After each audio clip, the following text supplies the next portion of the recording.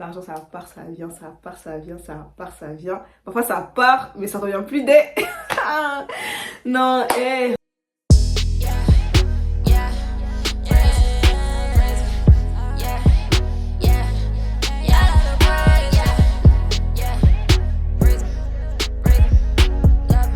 Bon, salut à tous, bienvenue sur ma chaîne et aujourd'hui on se retrouve pour une nouvelle vidéo. Comme vous avez vu dans le titre, 24 leçons, on va dire, 24 choses que j'ai apprises en 2024.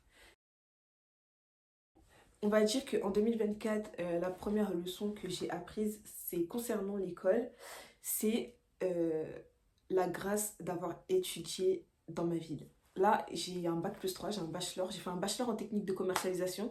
Oui, c'était une grâce pour moi d'avoir pu étudier dans ma ville parce qu'il y avait des gens, on va dire que je les voyais que genre... pas en troisième année, parce qu'en troisième année, on était en alternance, mais je voyais un peu le stress du fait que, bah voilà, il y a les loyers à payer, le fait qu'ils doivent faire des courses souvent, il y en a qui avaient des jobs étudiants. Bon, moi aussi, j'avais un job étudiant, mais je payais pas de loyer, j'avais pas de charge, j'avais que l'assurance de ma voiture à payer, et puis c'est tout en fait. Et ouais, je me dis qu'en fait, c'est vraiment une grâce. Et en fait, pour toutes les personnes qui veulent quitter leur ville pour aller dans des villes, dans leur ville où il y a pour faire leurs études. Et moi, je vais juste vous donner un conseil. Partez pas parce que vous vous dites, vas-y, j'en ai marre de mes parents, j'ai envie de faire ce que je veux, enfin la liberté, et dehors c'est chaud, hein. Et il y a des étudiants, ils sont en précarité, c'est vraiment pas des lol en fait. Bourse, elle en dépense 136 pour le loyer. Il lui reste 100 € pour les frais du quotidien. Elle finit souvent à découvert, même en comptant chaque euro. C'est 5 € au supermarché, 13 € quand j'ai mangé dehors. Là, il y a la SNCF, c'est quand je rentre chez mes parents, donc 9,60 €. J'aimerais bien avoir un peu moins les yeux sur mon budget et un peu plus sur mes cours, quoi. En France, avant la pandémie, Merci beaucoup. un peu plus de 20% des étudiants vivaient déjà sous le seuil de pauvreté. Ouais, pas de souci. Depuis le mois de mars, la précarité s'aggrave. La moitié des étudiants déclarent avoir du mal à s'alimenter correctement. Baguette normale, hop. Et mais moi, Dieu merci, j'ai pas été dans cette situation. Mais il y a des étudiants qui sont vraiment en précarité, même sur TikTok. Même à un moment, il y a eu Maëlle, là, je sais plus comment elle s'appelle, mais je crois qu'elle s'appelle Maëlle, que sa vidéo, elle a buzzé. Et aujourd'hui, elle est influenceuse. Vous allez en Île-de-France, faites attention en fait. Faites pas des choix parce que j'ai envie de fuir maman, papa, j'ai envie d'avoir plus de liberté, soyez plus intelligent. C'est ce que je dis à mes deux petites sœurs là qui actuellement elles sont sur Parcoursup. Il y en a une qui, bon, elle sait pas trop ce qu'elle veut faire, mais il y en a une qui est à fond, ouais, je vais quitter enfin la liberté. Moi je dis, dehors c'est chaud en fait. Dehors c'est chaud. Tu vas trouver un job étudiant, en fait, tu vas devoir limite survivre en fait. Et moi c'est vraiment ça que je vais prendre en compte. C'est vraiment ça que je vais expliquer aux gens. Si vous avez la possibilité de rester chez vos parents et de faire une formation qui est à côté de chez vos parents, prenez la formation. Parce que je vous assure que la santé mentale pendant les études, déjà juste moi, j'avais pas de loyer à payer, mais juste la santé mentale pendant les études, les partiels, etc. C'est chaud. Alors les gens qui avaient des loyers à payer, qui savaient pas ce qu'ils allaient manger, comment ils allaient payer le loyer à la fin du mois, qu'à la fin du mois, à chaque fois, c'est chaud patate et tout. Mélangé avec les partiels, mélangé avec la vie étudiante en général, mélangé avec des horaires de cours. Et je sais qu'à la fac, il y en a, ils vont à l'école jusqu'à 21 h. Je sais pas si vous vous rendez compte qu'il y en a qui vont en cours jusqu'à 21 h. C'est une dinguerie. Mais bon, force à eux, force à vous, encore à vous, à tous les étudiants qui sont à l'école. Franchement, je vous envoie une grosse force. Une grosse force. J'ai fait une série de vidéos, j'ai fait 2 vidéos sur la réussite scolaire, comment s'épanouir dans les études et tout. N'hésitez pas à aller la voir. Et franchement, je vous donne vraiment toute ma force à tous les étudiants qui doivent bosser, en même temps travailler leur cours et tout. Franchement, je vous envoie vraiment toute ma force. Et franchement, que Dieu soit avec vous. Trust the process, c'est tout ce que j'ai à dire. Voilà. La deuxième chose que j'ai apprise en 2024 concernant l'école, enfin, que j'ai apprise, que j'ai retenue, c'est que moi, ma dernière année, mes 2 premières années, je les ai faites en initiale et ma dernière année, je l'ai faite en alternance parce qu'elle était obligatoire. Et j'ai remarqué qu'en fait, j'aurais dû commencer l'alternance dès le début, vraiment, parce que en fait, c'est même pas juste une question de salaire, parce que vous savez, aujourd'hui, moi, je suis en année sabbatique. C'est-à-dire que, vas-y, j'ai essayé quand même de chercher une offre d'emploi parce que je compte reprendre mes études l'année prochaine en master, en alternance. Du coup, je me suis dit que vas-y, je vais faire quand même une année où je vais quand même acquérir de l'expérience, histoire de remplir les trous qu'il y a sur mon CV. Les gars, dehors, c'est chaud. Dehors, c'est vraiment chaud. En fait, l'expérience, il demande de l'expérience de ouf, des 4 ans, 3 ans d'expérience, alors que moi, personnellement, j'ai fait une alternance qui est beaucoup professionnalisante, sachant que j'ai eu à gérer l'agence en autonomie pendant un moment. Du coup, ça fait que j'ai vraiment grandi en compétences d'un coup, en fait. J'ai vraiment acquis des compétences d'un coup. J'ai vraiment des compétences en business développement, comment développer une agence, etc. Enfin bref, c'est du business développement. Et j'ai un bac plus 3 quand même. Et sur le marché du travail, c'est chaud. Vraiment, c'est chaud, c'est chaud, c'est chaud, c'est chaud, c'est chaud, c'est chaud. Et moi, j'avais fait une option marketing digital. Je peux vous dire qu'en master, c'est pas le marketing, c'est pas en marketing que je vais aller. Hein, parce que comment c'est bouché et comment c'est concurrentiel. Les gens qui sortent de master en marketing, c'est vraiment, c'est chaud. Faut vraiment être une passionnée en fait. Faut vraiment être passionné de marketing ou alors avoir des contacts. Mais vraiment, dehors c'est chaud. Les gars, dehors c'est chaud. Donc, c'est ça. Et en fait, quand je dis commencer plus tôt l'alternance, c'est justement pour les Français! C'était pour acquérir de l'expérience dès 18 ans en fait. Malgré les jobs étudiants que j'ai fait, moi j'ai fait McDo. Je suis restée 2 ans chez McDo. 2, 3 ans. 2, 3 ans. Bref, je suis restée minimum 2 ans chez McDo en tant que formatrice. À un moment, je suis passée formatrice. Et c'est vrai que ça rajoute quand même un petit truc sur mon CV. Moi, si j'ai fait énormément de jobs étudiants, et en fait, c'est ça qui rajoute un peu de valeur à mon CV, en fait. J'ai tout fait, j'étais caissière, j'étais employée polyvalente, j'étais en boucherie, mes stages, même les stages, ça vaut pas trop ça, parce que vas-y, t'as que 5, 6 semaines de stage. Mais toutes les expériences que vous avez fait là, en job étudiant, mettez-les. Mettez-les, franchement, mettez-les. Et ouais, là, dehors, c'est chaud. Vraiment, dehors, c'est chaud. Donc, si vous pouvez commencer à faire de l'alternance dès la première année, les gars, allez-y. Ensuite, concernant sur le plan de travail, en fait, en fait, concernant le plan de travail, en vrai, que le conseil que j'aimerais vous donner, c'est que, par exemple, si vous êtes prise dans si vous êtes pris dans un emploi et qu'au final, vous vous rendez compte que vous n'aimez pas l'emploi, faites pas d'abandon de poste. Faites pas d'abandon de poste. Quittez-vous bien, en fait. Et aussi, ce que j'aimerais rajouter avec ça, c'est si par exemple vous êtes dans une alternance et que vas-y vous aimez pas trop l'alternance, faites quand même ce que vous avez, faites bien votre métier en fait. Faites tout votre travail bien, faites vos missions correctement en fait. Même si vous aimez pas, faites en sorte que ça soit toujours bien fait et ne faites pas d'abandon de poste. Si vous arrivez dans un taf et que vous voyez que ça matche pas, parlez-en à votre supérieur, vous dites non c'est bon, moi je préfère m'arrêter là et puis enfin, quittez-vous bien parce que je vous assure que en fait, quand on est étudiant et que vas-y on fait des abandons de poste, quand on veut postuler à d'autres trucs, et les employeurs ils appellent, hein, tu veux commencer à trouver un vrai taf on va dire. Et ils appellent, hein, tes jobs étudiants, tes tafs étudiants là. En fait, ce que je veux dire, c'est que tu dois pas dire, ouais, c'est pas le. Ok, moi aussi j'avais une mentalité, voici, c'est pas le McDo de mon père et tout. Mais, dans le monde du travail, ils appellent, hein. Ils appellent, ouais, comment ça s'est passé avec telle ou telle personne. À part si vous avez l'intelligence de pas mettre que vous avez fait cette expérience-là dans votre CV. Mais sinon, le contrôle de référence, les gars. Le contrôle de référence. En fait, allez, je rigole pas parce que ça m'est arrivé, ça m'est pas arrivé parce que je me suis donné à fond dans tous mes tafs. Enfin, j'ai bien taffé, genre j'étais un bon élément pour l'entreprise. Donc, mais en fait, je sais que moi, quand j'étais en alternance, on cherchait des personnes pour venir travailler, etc. Et à un moment, ma responsable, elle me dit, appelle l'ancienne, appelle où elle a travaillé et tout. Je commence à appeler et tout, et elle a que des... il a terminé son ancienne salariée. Genre, j'ai dit, ah ouais, ok. Ah ouais, là, c'est chaud. Ah ouais, non, je peux pas la prendre et tout. C'est pour ça que je me dis, laissez toujours un bon témoignage quelque part. Laissez toujours un bon témoignage. Même si vous aimez pas, au moins vous avez essayé, vous voyez.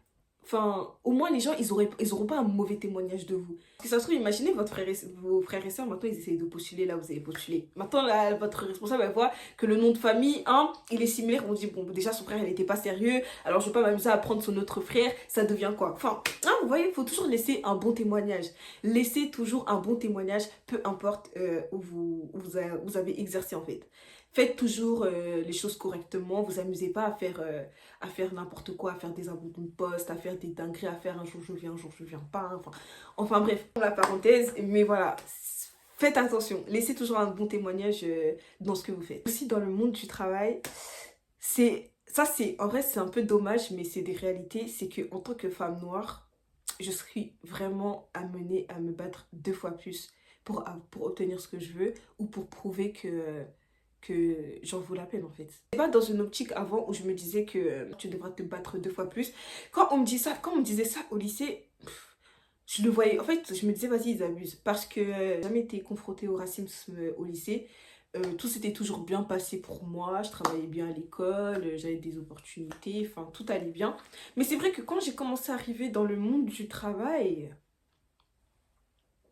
je me suis dit que ouais, je me suis dit ok. Ouais, Saint-Chichla, va falloir vraiment que tu te battes 2 fois plus. Même quand tu as une promotion au travail, en fait, les gens, en fait, c'est comme s'ils disaient que tu n'étais pas légitime. Et je dois prouver que, en fait, je suis légitime, en fait. Moi, j'ai prouvé que je méritais d'avoir un poste supérieur. Mais quand j'arrive encore dans ce poste supérieur-là, je dois prouver aux autres que, oui, en fait, je méritais. Et c'est fatigant. C'est pour ça que je me dis, va falloir vraiment que je me développe. Même là et tout, j'essaie un peu d'être différente des autres, d'apporter ma propre différence, manier vraiment la langue de Shakespeare, même me former, avoir d'autres compétences qui vont beaucoup me démarquer des autres de loin, vous voyez. Et maintenant, c'est vraiment ça que je cherche. Et là, je peux même rajouter en autre conseil que je cherche vraiment à toujours faire plus que les autres en fait. Toujours, je cherche à faire, si quelqu'un fait ça, moi je suis obligée de toujours faire un peu plus pour me valoriser en fait, pour montrer que oui, moi aussi je compte. Et ça, c'est dommage, enfin c'est dommage, je sais pas, ouais, d'un côté c'est dommage en fait. Mais d'un côté, ça me pousse à vraiment être excellente dans ce que je fais. Et de toujours pousser mes limites. Et de même faire ce que les gens, ils s'attendaient pas à ce que je fasse. Donc, choquer le monde du travail, quoi. Ensuite, là, on va dire on va passer dans les relations amicales. Hein. Amicales, je sais pas si je vais déborder sur les amoureuses, je sais pas. Mais en tout cas, dans les relations amicales, maintenant, on va dire que quand, par exemple, je vois le comportement de quelqu'un changer, je vais d'abord me demander qu'est-ce que j'ai fait pour que son comportement puisse changer. Et je vais pas forcément aller direct dans l'affront, ouais, t'es devenu comme ça, commencer à faire des reproches. Je vais d'abord faire une rétrospection sur moi-même. Si par exemple je vois qu'il y a trop de manque de respect, en fait je vais me remettre en question, je vais dire, ça se trouve c'est moi, je permets des choses que je devrais pas permettre. Enfin, je sais pas si vous voyez un peu. Mais voilà, je suis dans cette optique-là où d'abord je me remets moi-même en question avant de blâmer l'autre. Donc voilà. Et arrêtez de rentrer dans les problèmes des autres. En fait, comment expliquer? En fait, ça va un peu avec le fait de me mêler de mes affaires. Je suis quelqu'un qui aide. J'étais quelqu'un qui aidait beaucoup. C'est-à-dire que quelqu'un va me raconter son problème. Directement, je vais essayer de trouver une solution comme si j'étais Jésus. Donc, directement, me mettre à fond en fait. Je vais mettre mes organes dans son problème et tout. Mais maintenant, quand quelqu'un me raconte ses problèmes, je dis, ah, ok, mais t'inquiète, ça va aller. Et je m'arrête là. Il y a plus de... Je cherche plus de solution.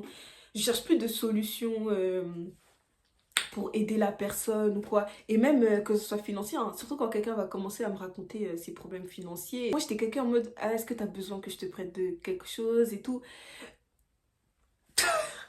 Et la folie. Et vraiment, et quand j'y repense, je me dis, mais la folie en fait. Et maintenant, prêter de l'argent, mais vraiment à mon cercle proche. À mon cercle vraiment... Hein, mon cercle vraiment proche. Mais quand je dis je pouvais prêter de l'argent à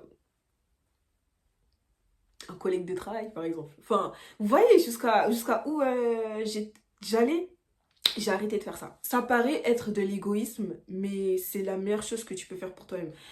à bout d'un moment, il faut être égoïste. Au bout d'un moment, il faut être égoïste, il faut arrêter de tout donner comme si on était, je sais pas, hein, comme tu commençais à devenir une association, hein.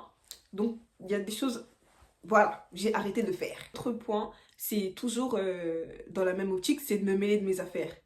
Et là, maintenant, je me mêle de mes affaires. Ouais, surtout au travail et au McDo. Et quand je dis, ouais, j'ai beaucoup parlé du McDo parce que j'ai passé beaucoup de temps là-bas. Et d'ailleurs, c'est ma meilleure bref, dans une autre vidéo peut-être. Mais au McDo, quand je dis, il y avait tout le temps des soucis. Et un tel a fait ça, un tel. Et vous savez, il y a eu ça. Enfin, ils aiment trop le Congo ça. En fait, là-bas, le Congo ça va vite. Et sans te remarquer, tu te mets dedans, en fait. Tu commences toi aussi à faire le Congo ça et tout, etc. Mais là, fini. J'ai pas eu forcément de mauvaises expériences et tout avec ça, mais je me dis, mais mets-toi tes affaires en fait. Moi, en tant quand quelqu'un venait parler, ah mais ça tu sais passer ça, ah bon, ok. Genre, c'est bon. Fini, je me mêle plus de la vie des gens. Même quand on me disait, ça chiche, est-ce que tu peux me donner un conseil pour faire... Je suis pas psychologue, d'accord? En fait, là, vous allez vous dire, ça paraît méchant, mais en fait, on va dire que j'ai dosé. J'ai dosé, vraiment. J'ai dosé, même donner mon avis et tout, sur certaines choses et tout. J'ai dosé. Je parle plus, en fait. Je m'exprime plus, j'ai arrêté. Donc, voilà. Après, ça, c'est vraiment, comme je vous dis, ça, c'est plus avec les gens, collègues de travail, amis, potes. Ouais. C'est pas amis comme ça. Mais on va dire plus les potes. J'ai arrêté. Je suis plus dedans. Vraiment. Toujours dans cette même optique, j'ai arrêté de défendre les autres. J'ai arrêté de mettre mes organes... En fait, là, c'est toujours dans la même optique, là. Occuper les affaires des autres, mettre mes organes dans les affaires des autres pour défendre. Bon, ma caméra l'a coupée. Je sais plus trop où j'en étais. En tout cas, ensuite, concernant, on va dire, les relations amoureuses, j'ai juste une chose à dire. Comme vous avez pu constater, moi, je suis quelqu'un qui donne beaucoup. Je donne beaucoup et pour les gens qui donnent beaucoup comme moi, un conseil, arrêtez. Genre vraiment, arrêtez ça, arrêtez ça. Quand vous êtes dans des relations amoureuses et surtout quand l'homme n'est pas investi, ne vous investissez pas. Investissez-vous toujours à la même hauteur que lui, il s'investit. Et concentrez-vous sur vous. Je ferai une vidéo sur... En fait, je ne vais pas faire la coach love, mais je pense avoir une certaine expérience. Non pas que j'ai fréquenté beaucoup d'hommes, hein, c'est pas ça. Mais autour de moi, enfin, je vois un peu autour de moi, je vois un peu l'énergie des hommes. Et même là, en ce moment, je suis en train de lire le livre de Steve Harvey, Soyez femme, mais pensez comme un homme. Et ce livre, c'est vraiment une révélation. Donc, je pense que je ferai une vidéo à part, mais pas longtemps, parce que c'est quelque chose que j'aimerais pas trop voir sur ma chaîne. Enfin, parler de garçons et tout, ça m'intéresse pas forcément. Mais je sais qu'en ce moment, surtout avec TikTok et avec les filles qui veulent grandir trop vite, je pense que c'est important et que je parlerai comme étant une aînée, en fait. Comme une grande sœur qui conseillerait ses petites sœurs ou quelqu'un qui donne juste son... pas expérience, mais son avis au vu d'autres expériences. Après, apprendre ou à laisser. Mais je ne ferai pas la coach love ici. Mais voilà, juste donner la même énergie que la personne, elle vous donne. Et soyez toujours focus, surtout les femmes, soyez toujours focus sur vous. Continuez à vous développer, à développer vos compétences. Et faites comme si, parce que eux, les hommes, en fait, ils agissent comme si, pas comme s'ils n'étaient pas en couple, mais ils s'occupent beaucoup de leur développement, en fait, personnel, professionnel et tout. Et je trouve qu'une femme, quand elle est dans une relation, elle se diminue un peu, en fait. Elle arrête un peu d'investir en elle, etc. pour un peu, pas investir dans l'autre, mais être beaucoup force de proposition pour l'autre, en fait. Et je trouve que c'est quelque chose qui devrait pas arriver. Donc, c'est pour ça que je dis que maintenant, dans mes relations amoureuses, je fais très attention à comment je me comporte, et je reste très les pieds sur terre. Ça, je l'ai toujours été, mais là, encore plus. Genre, je m'envole pas, enfin, tant que cet annuaire-là est vide, bah, c'est pas que je me considère pas comme en couple, mais je m'investis à la même hauteur que l'autre, en fait. Pas que je donne le minimum, mais je donne l'investissement qu'il mérite. Voilà.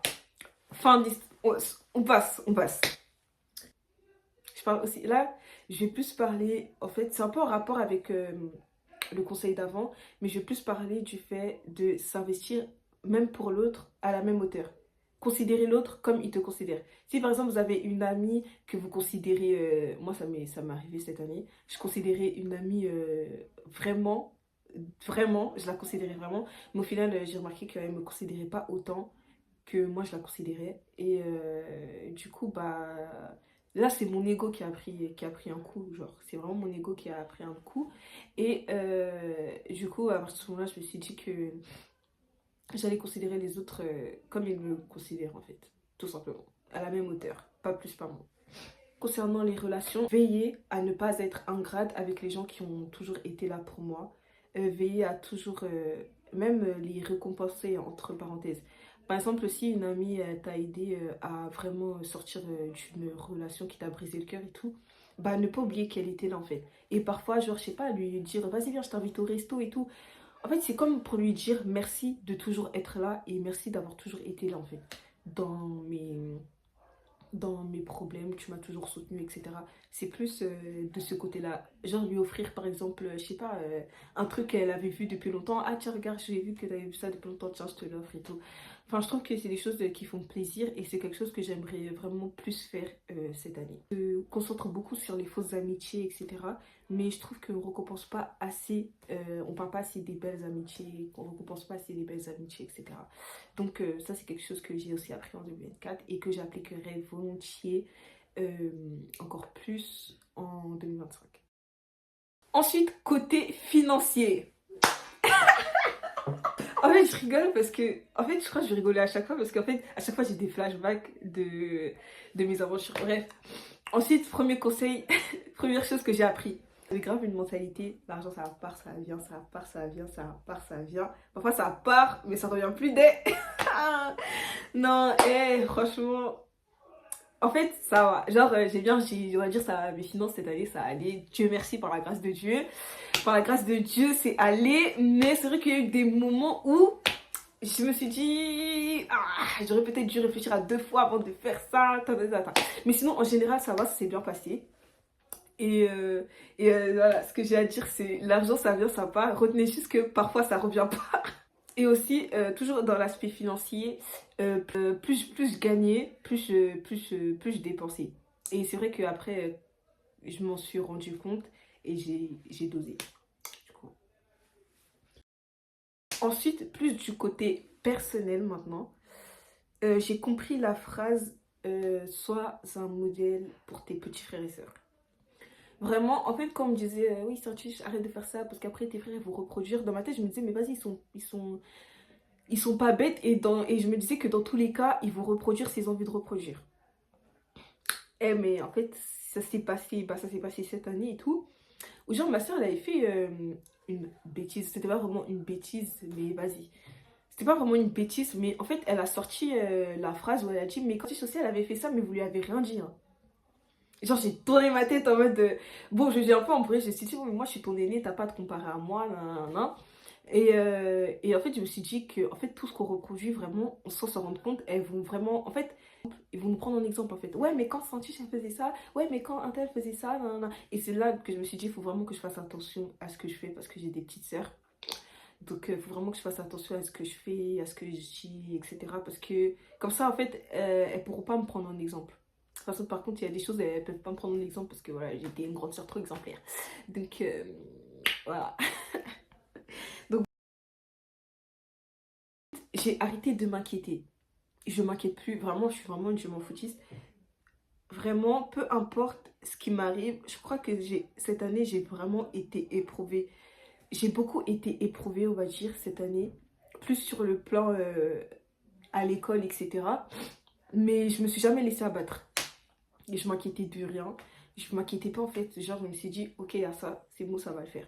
Ok, il y a ça, c'est bon, ça va passer, ça va faire, ça va passer. Je perds pas la face en fait. Je garde la tête froide et je continue. Ça, c'est une mentalité que j'ai acquise depuis même 2023. Et après, moi, je suis chrétienne, donc je m'appuie beaucoup sur ma foi et tout. Mais ouais, ça, c'est... Je pense que avec tout ce que j'ai traversé en 2024, là, si j'avais pas cette mentalité-là, je sais pas. Je pense que j'aurais fait une grosse dépression. Mais par la grâce de Dieu, ça va, tout va bien. Je m'inquiète pas. Peu importe à quel point la vie voudra me mettre au défi, je suis là. Ah oui. Ensuite, là, c'est ce point-là, c'est plus assumer tous mes choix. C'est-à-dire que si par exemple, en fait, même si je sais que j'ai fait un mauvais choix, je vais pas me dire ouais mais c'est à cause de ça, je dis ok c'est bon j'assume. J'assume jusqu'à la fin, j'assume ce choix jusqu'à la fin, j'assume les répercussions jusqu'à la fin. Quand tu prends cette posture d'assumer, le défi devant toi en fait, tu le vois plus comme un défi, je sais pas comment expliquer. C'est ne plus subir mes choix en fait. Je subissais plus mes choix, je les assumais et ça m'a fait montrer la vie d'une autre facette en fait. En fait, je suis toujours, en fait, j'étais beaucoup dans cette optique que c'est moi l'actrice de ma vie et que j'étais dans une optique où je ne voulais plus subir les choses en fait. Je ne voulais plus subir, c'est-à-dire que c'est bon, je prends en main. Ah, il y a ça, c'est bon, je m'occupe, je prends ça en main. Je me laisse plus abattre. Et c'est pour ça que ça, il y a une autre vidéo qui va arriver. Cette année, j'ai pas été en dépression. J'ai pas eu de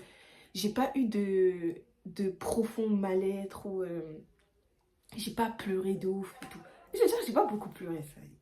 Je sais qu'il y en a un ici, quand il va voir la vidéo, il va faire Ça va, je suis fière de moi. Je suis fière de moi. Et une de mes réussites, quelque chose que j'ai appris, c'est m'habiller pudiquement. C'est pas que je m'habillais pas pudiquement, mais je vais vous montrer quelques photos. Mais moi, je suis quelqu'un... J'aimais trop montrer mon ventre. Genre crop top, etc.